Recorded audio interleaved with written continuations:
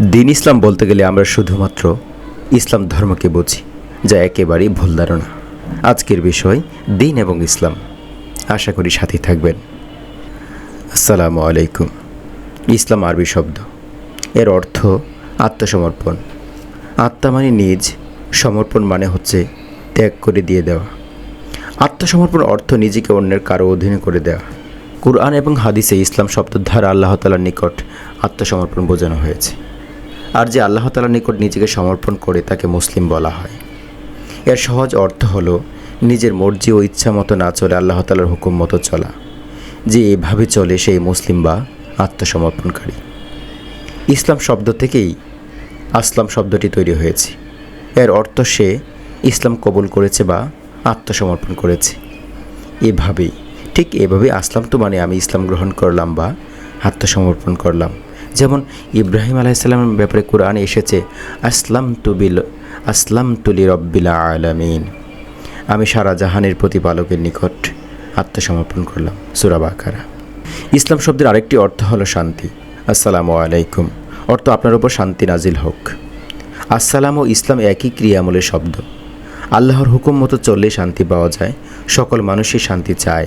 শান্তি পেতে হলে ইসলামের বিধান মতো চলতে হবে। তাই আল্লাহ তাআলা মানুষের জন্য যে বিধিবিধান পাঠিয়েছেন তার নাম রেখেছেন ইসলাম। ইসলামের পাশাপাশি আরেকটি শব্দ খুবই গুরুত্বপূর্ণ, সেটি হচ্ছে দিন।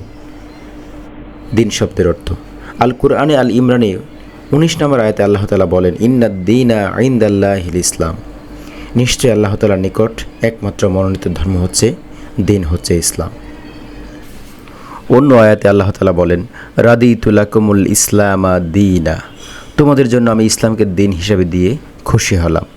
এই দুটো আয়াতে ইসলামকে দিন বলা হয়েছে। আমরা দিন ইসলাম কথাটি বলেও থাকি। অনেকে দিন ইসলামের বাংলা অর্থ বুঝে থাকে ইসলাম ধর্ম মনে করে। এটি একেবারেই ভুল। দিন শব্দের অর্থ না জানার কারণে এই ভুলটি হয়ে থাকে।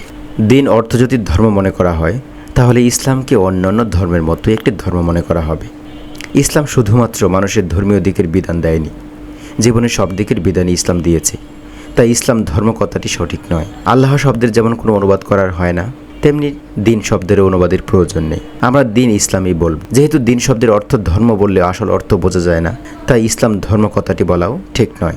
কিন্তু ইসলামকে যখন আল্লাহর দিন বলেছেন তখন দিন অর্থ জানা খুব জরুরি।